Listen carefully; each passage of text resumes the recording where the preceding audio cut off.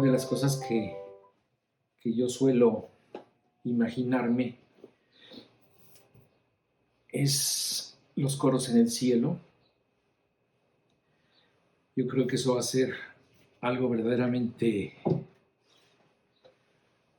maravilloso, porque aquí cuando yo he tenido la oportunidad de oír muy buenos coros, me sorprende la calidad y la calidez de la voz humana. A mí me encantan todos estos grupos a capela. Hace unos años tuve la oportunidad de oír a los King Singers y es como un adelanto del cielo. Realmente es impresionante la capacidad y lo que te da la voz humana, que ningún otro instrumento te puede dar. Esta mañana precisamente vamos a hablar acerca del Apocalipsis, pero no vamos a iniciar un estudio completo. Vamos a ver un panorama general de este libro. Muchos de ustedes están inquietos con respecto al tema y ojalá más adelante tengamos la oportunidad de estudiarlo versículo por versículo como hemos estudiado algunos otros libros. Pero esta mañana vamos a ver el libro de Apocalipsis, pero en un panorama general. Esto quiere decir que lo vamos a ver así, a vuelo de pájaro, tan solo en 2 sesiones. Lo que ha implicado, desde luego, un reto para mí, tratar de dar esta introducción o este vistazo en un libro grande, no tan grande, pero sí tiene 22 capítulos y con mucha información.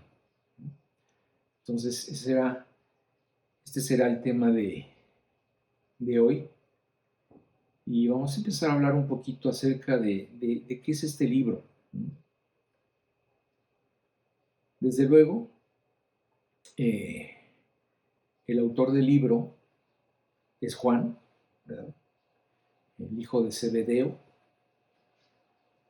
uno de los 12 apóstoles, el discípulo amado, el autor del evangelio que lleva su nombre y 3 cartas más. Este libro se escribió aproximadamente en el año 95 después de Cristo. Cuando Juan había sido desterrado a la isla de Patmos bajo la persecución del emperador romano Domiciano. De hecho, recordemos cuando estudiamos el Evangelio de Juan, Juan es el único de los apóstoles que no muere martirizado y además es el último en morir. Para entonces, pues ya todos los demás habían partido con el Señor. A él se le da el encargo de escribir este libro de Apocalipsis, que es una palabra que viene del griego apocalipsis. Esta es la palabra en griego, apocalipsis, que quiere decir revelación. De hecho, en algunos libros, en algunas Biblias, al final, al llegar al libro de Apocalipsis, no le ponen Apocalipsis, sino le ponen el libro de la revelación. Y es correcto porque esta palabra, Apocalipsis, es precisamente lo que quiere decir. Quiere darnos a entender que va a describir algo, que va a develar algo.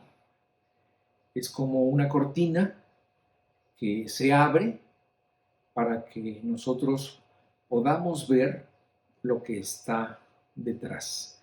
Este es el significado de la palabra Apocalipsis. Sobre todas las cosas que se pueden estudiar en este libro, el tema más importante es la revelación de Jesucristo. En ningún otro libro se mencionan tantos títulos de Jesús como en este. Se le llama el testigo fiel, el primogénito de los muertos, el alfa y el omega, el rey de reyes y señor de señores. O sea, hay muchos títulos que se le dan a Jesús precisamente para describir quién es Jesús. Cada uno de estos títulos, ¿verdad?, revela algo de él, incluyendo, desde luego, también su deidad. Este libro nos dará, como ningún otro, algunas profecías por cumplirse en un futuro que empezó a partir de que le fueron mostradas a Juan y que sin duda se cumplirán el día que Dios haya decidido hacerlo.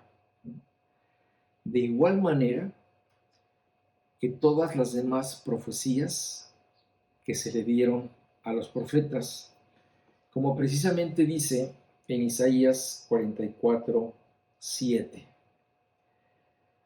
Dice: ¿y quién proclamará lo venidero? Lo declarará y lo pondrá en orden delante de mí, como hago yo desde que establecí el pueblo antiguo. Anúncienles lo que viene y lo que está por venir. Este era el trabajo de los profetas, ¿verdad? Anunciar lo que viene y lo que está por venir. Este libro no interrumpe la armonía de la Biblia. Simplemente concluye la historia de una serie de eventos que ya habían sido dados muchos cientos de años atrás por profetas como Daniel, Ezequiel, Zacarías y muchos profetas llamados en la Biblia menores. Obviamente, como los eventos conclusivos son trágicos y dolorosos, entonces este libro también lo es. Hay algunas personas que dicen que este libro les da miedo. Y en un sentido tienen razón, porque en él vemos las formas terribles que Dios usará para castigar a la humanidad y que van mucho más allá de lo que jamás se haya visto antes. Entonces, en este sentido, sí, al contarnos este libro, toda esa serie de juicios que caerán sobre la humanidad, pues sí es un libro que puede dar miedo, ¿verdad? Porque es en donde estamos viendo la ira de Dios cayendo sobre una humanidad incrédula. Entonces, sin duda, ¿verdad? Estamos seguros, ¿verdad?, de esto que voy a decir. La Biblia fue concebida por una sola persona, que fue Dios. Y por eso toda la Biblia tiene una armonía en su estructura, en su principio y en su final. Entonces, este libro, sin duda, es el cierre del paréntesis que se abrió con el libro del Génesis. Si tú ves tu Biblia, el primer libro es el Génesis y el último es el Apocalipsis. Entonces, estos son los dos grandes paréntesis que contienen toda la revelación que Dios le quiso compartir al hombre. Desde luego, el libro de Génesis nos reveló el comienzo de todo. Nos habló de la creación del mundo, de la vegetación, de los mares e incluso del hombre. Y el libro del Apocalipsis nos revela la conclusión del proyecto de Dios para la humanidad. Entonces, aquí vemos el ciclo completo dentro de lo que Dios nos ha querido revelar a nosotros. El Nuevo Testamento, ¿verdad?, consta básicamente de dos clases de libros. Los narrativos, que vienen a ser, pues, los evangelios y el libro de los Hechos, y los epistolares, es decir, los que fueron transmitidos en forma de carta, ¿no?, que vienen a ser, pues, todos los demás, incluyendo el libro de Apocalipsis. Pero el libro de Apocalipsis, además de ser un libro epistolar, ¿no?, es además un libro profético y escatológico. Esto quiere decir que su profecía está dirigida a describir los eventos finales de la humanidad tal como la conocemos ahora. Durante siempre, ¿verdad?, el cine, las novelas, la televisión, se han imaginado el final de las cosas. Y mucho se ha escrito acerca de esto, de acuerdo a la imaginación de los autores, de los novelistas, de los directores de cine. Todos ellos se han imaginado cómo será el fin del mundo. Pero quien realmente quiera conocer la verdad acerca del fin, debe leer el libro del Apocalipsis. Porque precisamente en él se nos cuenta el último capítulo de la historia humana. La dificultad que puede presentar este libro es el uso de la simbología. Muchas veces esta simbología es usada para explicar algo, para darle luz a un suceso que desde luego nadie ha visto antes. Mira, por ejemplo, te voy a decir algo con el que empieza el libro de Apocalipsis en el primer capítulo. Se dice, por ejemplo, que de la boca de Jesús salía una espada aguda de 2 filos. Bueno, esto es imposible entender literalmente. Pero si entendemos que esta expresión puede simbolizar la agudeza y el poder de lo que él habla, entonces, de esta forma, nos vamos aproximando más al mensaje que Juan nos quiere dar. Entonces, la simbología es para explicar algo inexplicable, pero para aproximarnos a lo que Juan está viendo. También debemos considerar que este libro es la continuación y la conclusión de muchas enseñanzas anteriores que se han venido dando a través de toda la Biblia. Por lo tanto, debemos recurrir a ellas para poder entender lo que se nos quiere decir. Les voy a dar un ejemplo de esto. Por ejemplo, en el capítulo 13, en el primer versículo, dice, y vi una bestia que tenía 7 cabezas y 10 cuernos. Ay, tú dices, bueno, ¿y qué es esto, verdad? Entonces aquí es donde nosotros tenemos que recurrir a todas las enseñanzas que se vienen dando en la Biblia para que a través de los profetas nosotros entendamos, por ejemplo, que el mar es un símbolo del mal, que el mar es un símbolo del abismo, del infierno. Y podemos así entonces ir descubriendo las claves para poder descifrar, en algunos casos, el mensaje del Apocalipsis. Por ejemplo, Daniel, el libro del profeta Daniel, nos hace entender que esta bestia a la que se está refiriendo Juan, que vio salir del mar, ¿verdad?, hace referencia al anticristo y a su reino. De la misma forma, el libro de Daniel nos explica que las 7 cabezas son 7 imperios mundiales y los 10 cuernos son 10 reyes.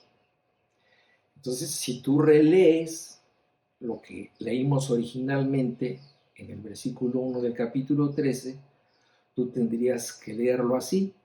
Y vi al anticristo que tenía 7 imperios y 10 reyes con sus 10 reinos, ¿no?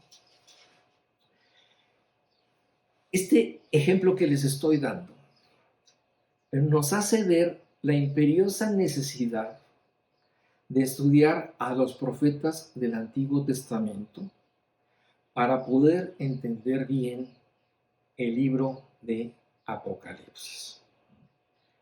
Quizás en este detalle radica la resistencia o en cierta forma la flojera de estudiar este libro, porque sí demanda un estudio de muchas cosas que serán la base para poder estudiar y entender este libro. Aún así, ¿verdad?, existirán, como en cualquier otro libro de la Biblia, algunas partes que pueden ser interpretadas de diferentes formas y que van a dividir la opinión de los teólogos. Estos se pueden llamar expresiones o pasajes oscuros que se prestarán para una o varias interpretaciones, y pues esto puede pasar. Pero nunca va a ser lo suficiente como para perdernos en la esencia o en el mensaje central de la enseñanza de este libro. Entonces, básicamente, mi intención al hablar de este libro es para despertar en ti el interés de leerlo y no sacarle la vuelta, ¿no? Como entendemos, sí, es un libro difícil, es un libro que implica estudio, ¿verdad? Y yo te podría decir, ¿qué libro de la Biblia no lo necesita? Pues seguramente todos, ¿verdad? Pero no es imposible de entender. Se puede captar bastante bien lo que enseña y desde luego, si tomas en cuenta los 2 puntos anteriores que te mencioné, no perdernos en la simbología, que se usa como una forma de expresar lo subjetivo, y tener en cuenta la base profética que antecede a este libro para poderlo entender. Nuestro estudio bíblico de hoy, como les decía al principio, pretende dar en 2 sesiones un panorama general del libro.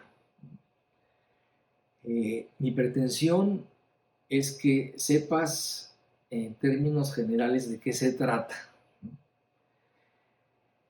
Y por lo tanto, al ser un panorama general, no vamos a entrar en detalles. Desde luego, si quisiéramos estudiarlo versículo por versículo, tendríamos que recurrir a este esquema que les voy a enseñar enseguida, ¿verdad? Un esquema que elaboré como una base visual y como un bosquejo en el que podríamos profundizar tanto como quisiéramos en cada una de sus partes, pero desde luego sí nos demandaría tiempo. Como cuando estudiamos Juan, no sé cuántos meses nos llevó, ¿verdad? Pero lo mismo la primera carta de Juan. Muy bien.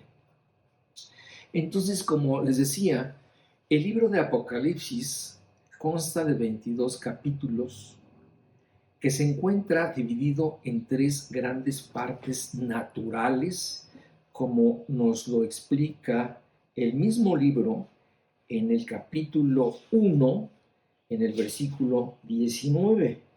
Escribe las cosas que has visto y las que son y las que han de ser después de estas. Entonces, aquí Juan nos está dando en forma natural el esquema, ¿verdad?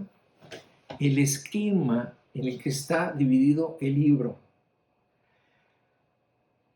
Lo que has visto, las cosas que son y las cosas que ocurrirán después de esto. Y si te das cuenta en el esquema, ¿verdad? Aquí en la primera parte, las cosas que has visto ocupan un solo capítulo. Esta es la primera visión que Juan tiene del Cristo como juez y del Cristo glorificado. Y ocupan una parte, un capítulo nada más de las cosas que ha visto Juan. Las cosas que son, ¿verdad? Que son el capítulo 2 y 3, es lo que Juan, ¿verdad? Lo que el Espíritu le habla a las 7 iglesias que existían en el tiempo de Juan y que aluden a las diferentes condiciones de la iglesia durante su desarrollo. Entonces, date cuenta de la proporción. Lo que ha visto Juan es el primer capítulo. Las cosas que son, ¿verdad? Que habla de las iglesias, son el capítulo 2 y 3. Y las cosas que ocurrirán después de esto, ¿verdad? Ocupan del capítulo 4 al capítulo 22. Por eso te decía que el carácter profético de este libro es escatológico, porque del capítulo 4 al 22 nos relata los acontecimientos que vendrán al final y, afortunadamente, después de que la iglesia haya sido arrebatada por el Señor. Entonces, aquí en este, ¿cómo se llama? En este esquema que dibujé, vemos precisamente las 3 partes, ¿verdad? Las cosas que has visto, las cosas que son y lo que ocurrirá después de esto. Vamos en estos momentos a ver precisamente lo que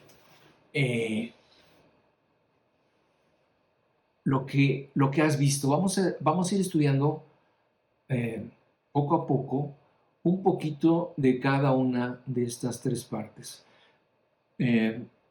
Y vamos a empezar precisamente con las cosas que Juan ha visto.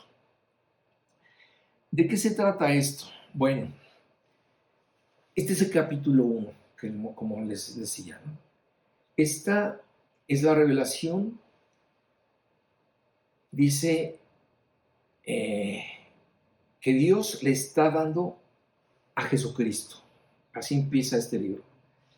Dice que esta revelación Dios se la ha dado a Jesucristo para que a su vez ésta le sea dada a un ángel, para que este ángel la comparta con Juan y Juan la comparta a todos los siervos de Dios. Y como les decía, Dios le encarga la escritura de este libro al único apóstol que vivía en ese entonces, ¿verdad? Se la da a Juan, quien a través de toda su vida, él ha dado testimonio de la palabra de Dios y de Jesucristo.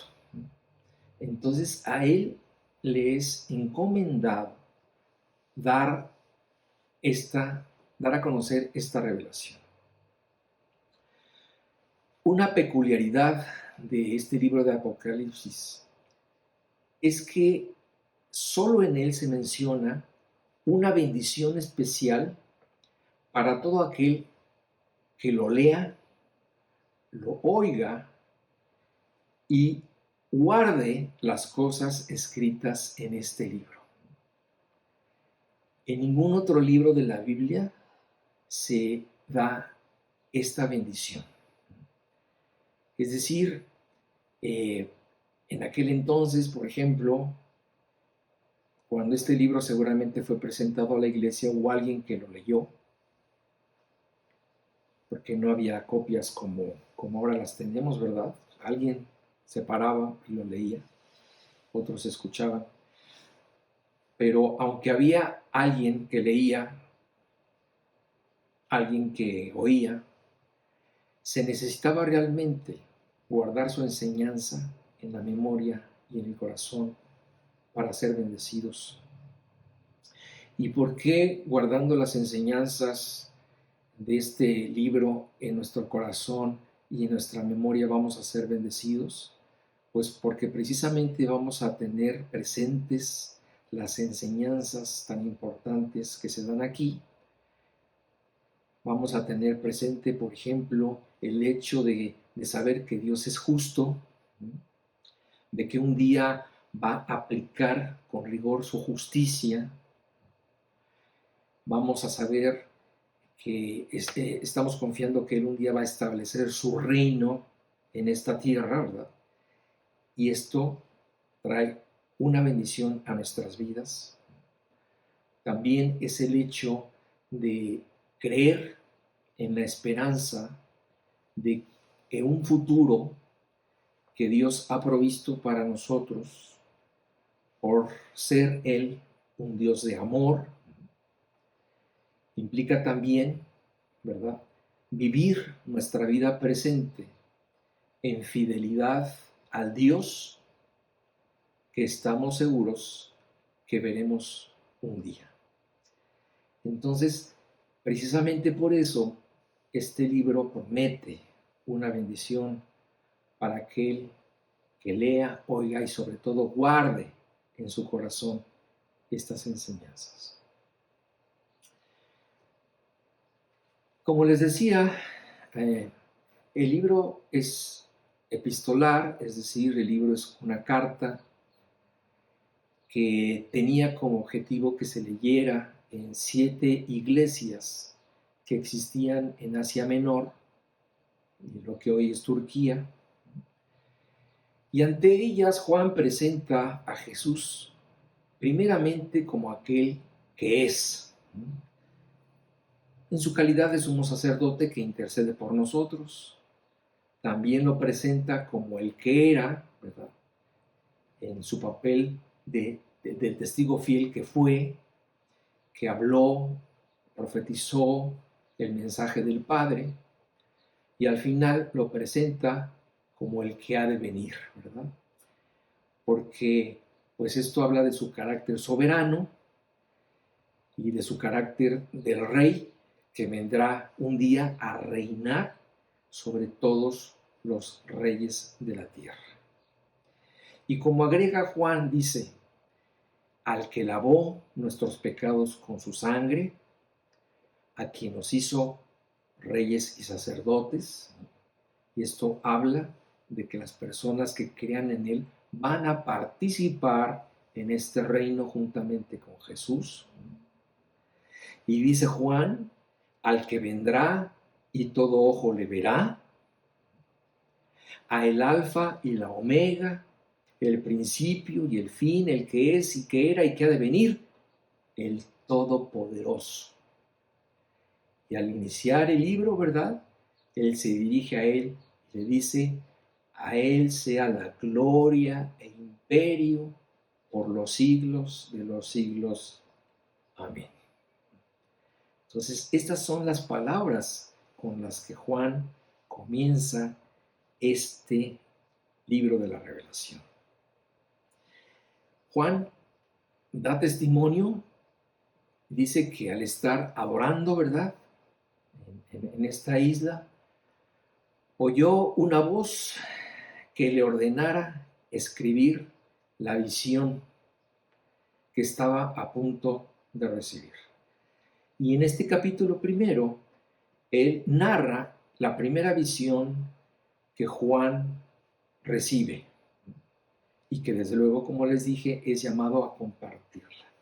La primera visión que Juan ve es la de Cristo en su gloria.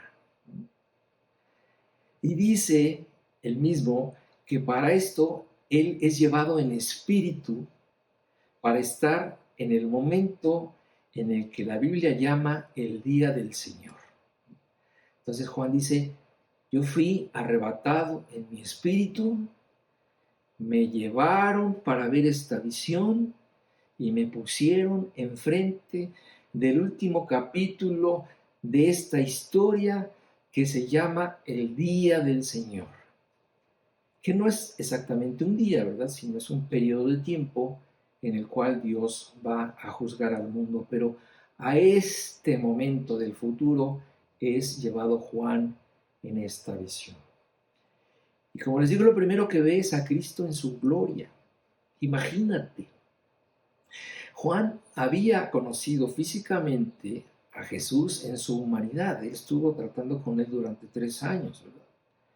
Después lo vio resucitado, pero ahora lo ve rodeado de la gloria de lo que él es, ¿verdad? Un rey con ropa blanca, con un cinto de oro, etc. Es tan grande la impresión que Juan recibe, que dice que él en ese momento cae a sus pies como muerto. O sea, es demasiada la impresión que Juan recibe y dice que él en ese momento cae a los pies de Jesús como muerto. Pero enseguida es animado por Jesús mismo para que escriba las cosas que acaba de ver y que constituyen la primera visión. Y lo anima también a que siga viendo las cosas que son y las que han de ser después de estas. Entonces, aquí terminamos con este capítulo 1, con las cosas que has visto. La primera división del libro. La segunda división de libros es las cosas que son, que como les dije, constan del capítulo 2 y 3.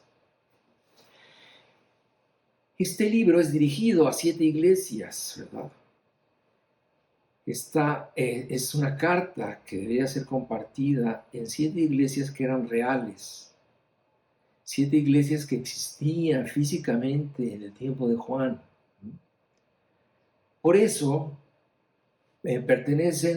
son parte de las cosas que son. Y enseguida, en estos 2 capítulos, se habla de la situación espiritual de cada una de estas iglesias en particular. Pero lo importante de este mensaje que se le dan a estas iglesias es que el mensaje va a representar las diferentes condiciones espirituales por las que la iglesia pasará durante toda su existencia. Es decir, no solamente es una carta dirigida a 7 iglesias que seguramente después terminaron, ¿verdad? Sino que el mensaje que está encerrado, dirigido a estas iglesias en particular, es un mensaje fuera de tiempo, es un mensaje universal, porque las condiciones por las que pasaron estas iglesias son las mismas condiciones que todas las iglesias van a pasar durante su existencia. Y entonces podemos ver nosotros que a lo mejor una iglesia puede estar pasando por los problemas de la iglesia de Éfeso, a lo mejor en otro tiempo puede estar pasando por los problemas por los que pasó la iglesia de Esmirna. Y entonces nosotros tenemos que oír el diagnóstico que se le da a la iglesia y también el consejo para salir del problema. En resumen, estas iglesias, en primer lugar, es la iglesia de Éfeso. Esta iglesia, por ejemplo, destacaba por su arduo trabajo y tenía un gran celo por la sana doctrina. Pero a ella se le reprocha que ha perdido lo más importante, que es a Jesucristo como su primer amor. Por lo mismo, es exhortada al arrepentimiento. La segunda iglesia es Esmirna. Esta era una iglesia modesta materialmente, pero no espiritualmente. Estaba siendo perseguida por un grupo de judíos y es alentada a seguir fiel hasta la muerte. La tercera es la iglesia de Pérgamo. Esta es una iglesia situada en un ambiente pagano y aunque no negaba su fe, había permitido la entrada de falsas doctrinas y de personas no gratas. Por lo mismo, es alentada a corregir esta situación. La cuarta es Tiatira. Esta es una iglesia que había ido de menos a más en su servicio, pero ahora una parte de ella estaba siendo tropezada por una mujer en la promoción de prácticas inmorales. Dios promete enfermedad y muerte a todos los que no se arrepientan. Y a la parte sana de esta iglesia la alienta a mantenerse firme. La quinta es Sardis. Esta también era una iglesia dividida. Unos vivían bien, pero otros estaban prácticamente muertos espiritualmente. Y son llamados a recordar sus primeros pasos, a arrepentirse y a revivir. La sexta es Filadelfia. Dios le promete a esta pequeña iglesia que ha guardado la palabra de Dios una bendición triple: una puerta abierta, la derrota de sus enemigos y el ser librada de la prueba venidera. La Odisea es la última iglesia. Esta era una iglesia jactanciosa, que creía que estaba haciendo todo bien. Pero entonces se le reprocha principalmente su tibieza espiritual. Esta iglesia está llamada a que reconozca humildemente su pobreza espiritual, a arrepentirse y a enriquecerse en Cristo, quien se ha acercado suficientemente hasta su puerta, llamándola para que lo haga. Entonces, como te podrás dar cuenta, las virtudes y carencias de estas iglesias son las mismas que se van a ir repitiendo en el desarrollo de todas las iglesias que existan en el mundo, ¿verdad?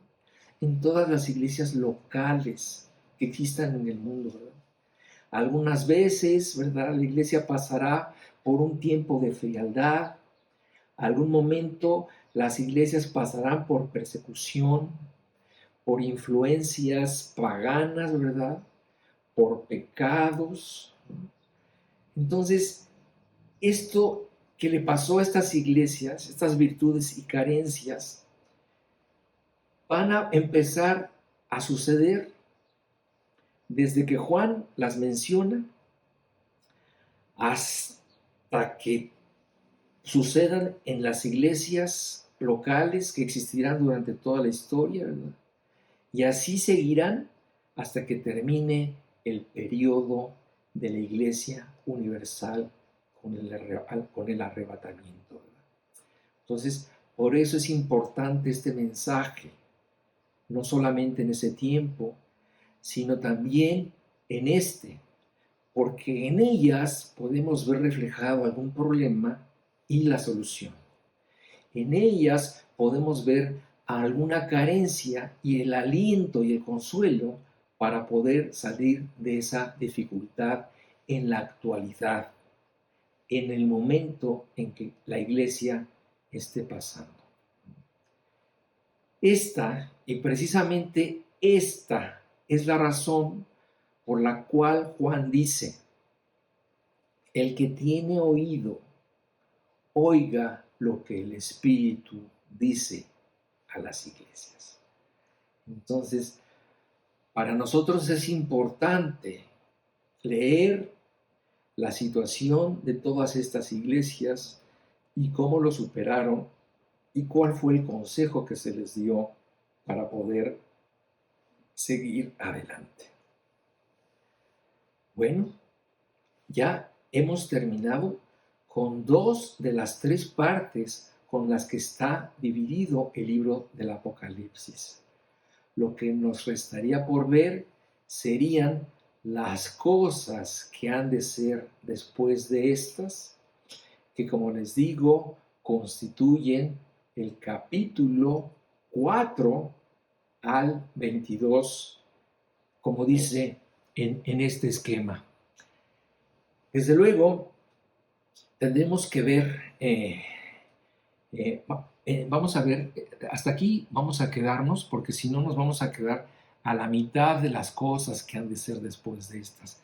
Pero a manera de adelanto, les digo cuál es la división en este esquema de lo que vamos a ver más adelante. Las cosas que son después de estas, ¿verdad? Vamos a ver en el capítulo 4 y 5 lo que es la adoración celestial. A partir de entonces vamos a entrar a un periodo tremendo, ¿verdad? Que la Biblia le llama la tribulación, que precisamente ocupa desde el capítulo 6 hasta el capítulo 18 de este libro. En esta tribulación, pues es precisamente donde va a ser manifestada la ira de Dios. Esta tribulación está dividida a su vez en 2 partes. La primera parte es el capítulo 6 y 7 y la segunda parte es del capítulo 8 al 18. Como veremos la semana que entra, la tribulación va a durar 7 años, de tal forma que está dividida en 2 partes. Las 2 constan de 3 años y medio, pero como vemos en el esquema, en la segunda parte, ¿verdad?, es la más grave, ¿verdad?, es la más tremenda. Por eso la Biblia le llama la gran tribulación dentro de la tribulación. Los últimos 3 años y medio son llamados la gran tribulación, ¿verdad? Y vamos a explicar cómo se desarrolla esto, si Dios lo permite, la semana que entra. Me ayudaría mucho a mí y a ustedes que pudieran leer este libro. Son, como les digo, solamente 22 capítulos, para que estemos hablando el mismo idioma. ¿Ok? Pues me despido de ustedes. Dios los bendiga y Maranatha.